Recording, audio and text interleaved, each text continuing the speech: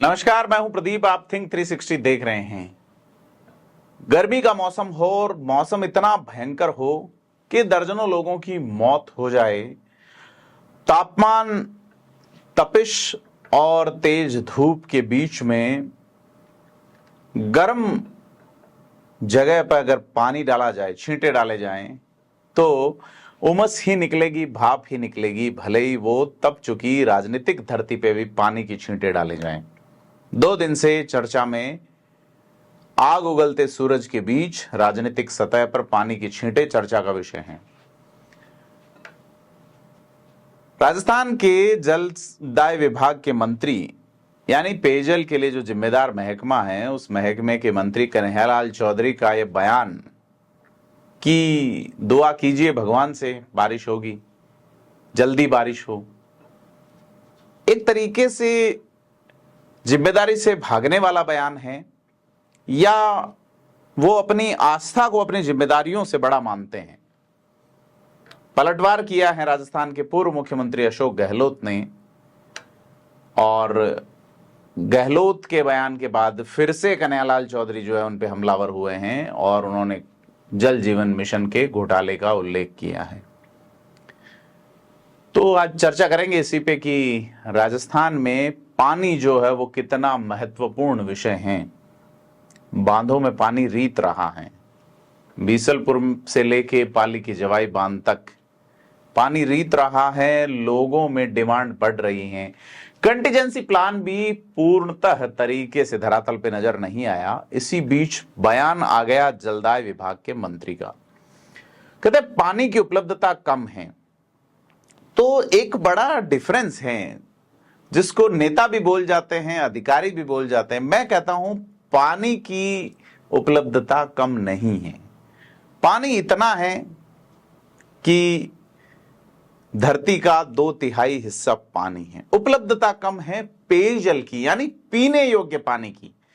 तो जो जिम्मेदारी भरे पदों पे बैठे मंत्री जैसे जिम्मेदारी भरे पद पे, एक संवैधानिक पद पे बैठे हैं, उनको अगर वे ऑफ स्पीच में चीजें देखनी चाहिए तो फिर वो बजरंगबली और हनुमान जी पे आधारित हो जाते हैं इस मुद्दे पे को छोड़ के कि पानी जो भी उपलब्ध है उसको पेयजल में, जैसे वो कह रहे हैं फ्लोराइड वाला पानी आप नहाने के और उसके काम में लीजिए, और पीने वाला बचत की बात जरूर वो कर रहे हैं जो कि प्रभावी है। बचत होनी चाहिए पानी की। पानी बचाओ, बिजली बचाओ, सबको पढ़ाओ, बेटी बचाओ, ये डायलॉग लगातार एक सरकार आई, उसके बाद दूसरा जुड़ता गया उसमें।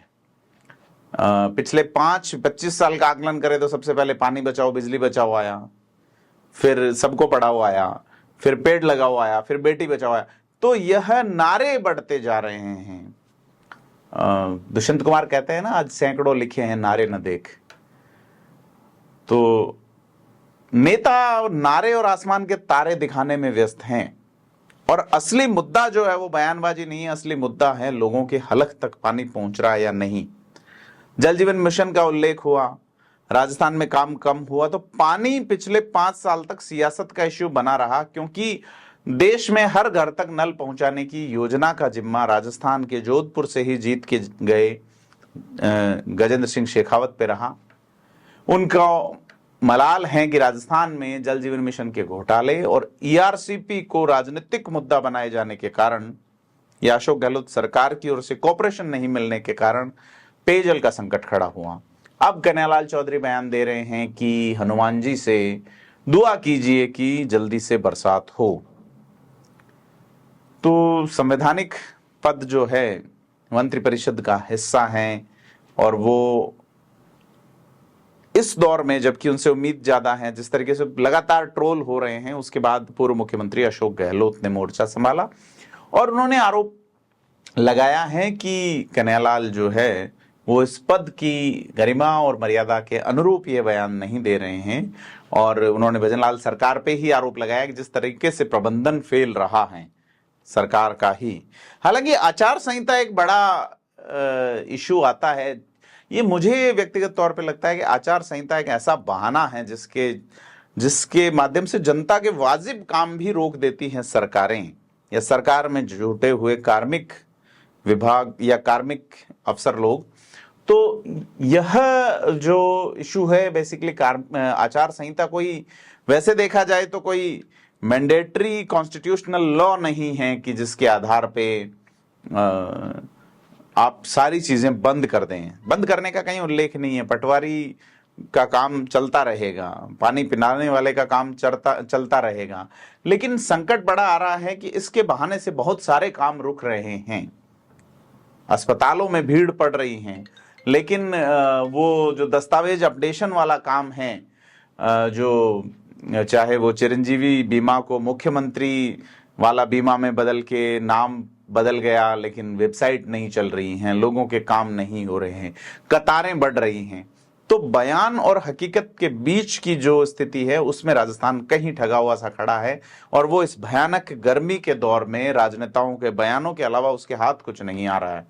भले ही शासन और सत्ता बदल गई है। अब बदलने की बात अशोक गहलोत कर रहे हैं कि मुख्यमंत्री बदल दिए जाएंगे। अब उनकी सूचना का सोर्स क्या है ये अलग बात है, लेकिन लगता यह है कि अशोक गहलोत पूर्व मुख्यमंत्री जो है वो चर्चा में बने रहने का अवसर जो है उसको बड़ा अच्छे से जानते हैं। ये उनकी पॉलिटिकल जादूगरी है, इसमें कोई दो राय नहीं है। अब जैसे कि अशोक गहलोत बोले, लगातार चर्चा में कांग्रेस की ओर से, हालांकि गोविंद सिंह डोटासरा ने अपनी टीम की बैठक भी की है, वो राज्यपाल से मिले भी हैं इन बिंदुओं को लेके, लेकिन डोटासरा कहीं चर्चा में नहीं है। चर्चा में अशोक गहलोत के बयान हैं। तो कांग्रेस और अशोक गहलोत, जो कांग्रेस से भाजपा में गए, रिछपाल मिर्धा कह भी चुके कि अंत में कांग्रेस और आलाकमान ही बचेंगे। हालांकि वो उनका एक निजी बयान है, लेकिन यहां जो स्थिति है यह है कि पेयजल का जो संकट खड़ा हुआ है, जिसको सिर्फ पानी शब्द से संबोधित किया जा रहा है, कि राजस्थान की तरफ लोग आज भी देखते हैं तो सोचते हैं कि ये सूखा सा ऐसा प्रदेश होगा जहां जल का संकट होगा।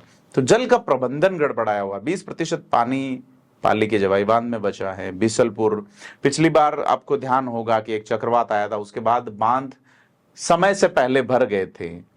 इतना तेजी से एक साल में ही दोहन हुआ कि पानी जो है वो रीत गया।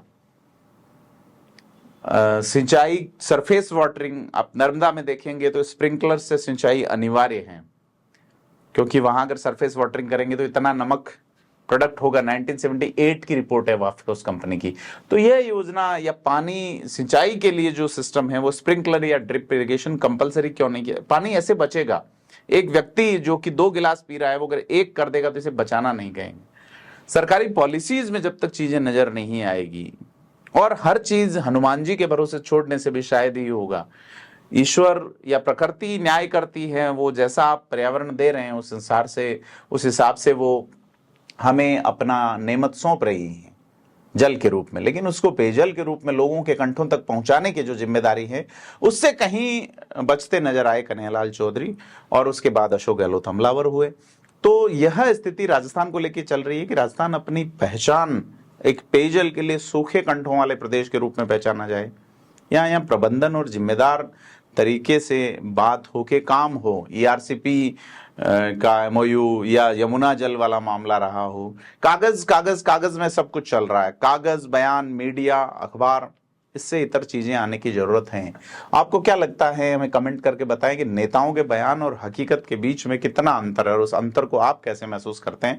हमें कमेंट करके बताएं। वीडियो को लाइक, शेयर, सब्सक्राइब जरूर करें। धन्यवाद।